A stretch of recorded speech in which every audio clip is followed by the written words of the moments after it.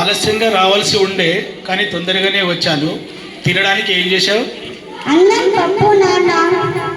అన్నం పప్పు తప్ప మిగతా ఏవి ఇంక ఉండడం రాదా? అత్తగారింటి వాళ్ళకి ఏం చెప్పాలి? మీ అమ్మాయికి ఏం నేర్పించావని అడిగితే? నాన్న మిగతావి చేయడం కష్టంగా ఉంది. చూడమ్మాయి, ఇంటి పనులన్నీ చక్కగా నేర్చుకో. త్వరలో మన ఇంటికి అబ్బాయి వాళ్ళు పెళ్లి చూపులకు వస్తారు.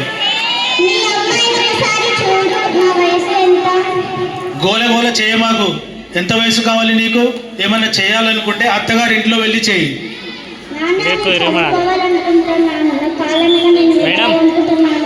నీ కాళ్ళు ఇక్కడే విరగొడతారు. ఒకసారి విను. నువ్వు ఇప్పటి వరకు బతికి ఉన్నావంటే తెలుసా? చిన్నప్పుడు నీ గొంతు నులిమి చంపి ఉంటే నేను ఇప్పటికీ నీ గోల వినే అవసరం వచ్చేది కాదు.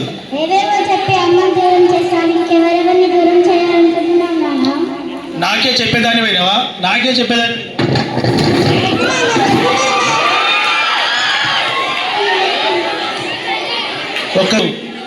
మన ఇంటిలో మీ అమ్మది ఏం నడిచింది, నీదేం నడుస్తుంది?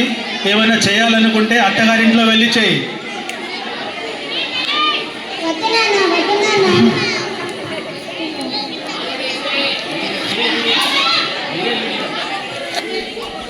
ఏమైనా చేయాలనుకుంటే అత్తగారింట్లో వెళ్ళి చేయి, అంతేగాని ఇక్కడ చేయి మాకు.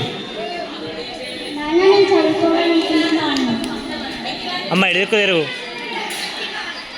పుస్తకాలు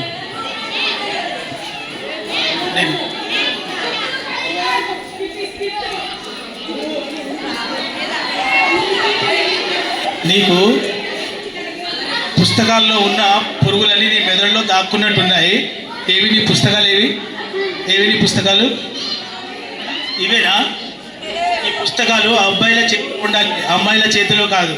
నీ పుస్తకాలన్నీ పడేస్తాను. నువ్వు చదివింది రాసింది చాలు.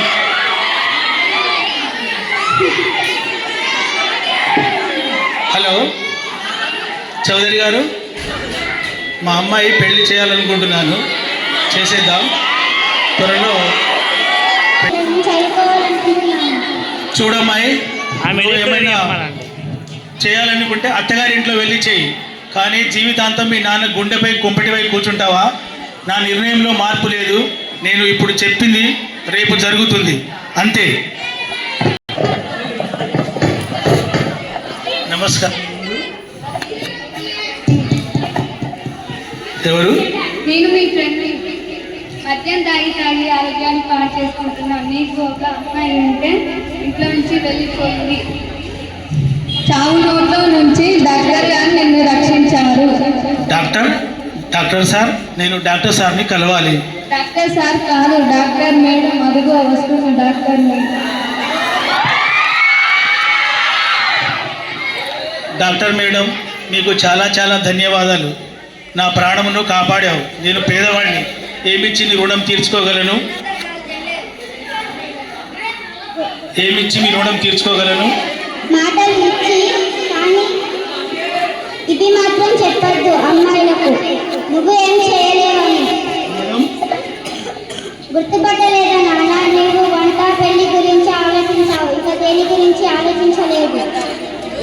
Okay, thank you.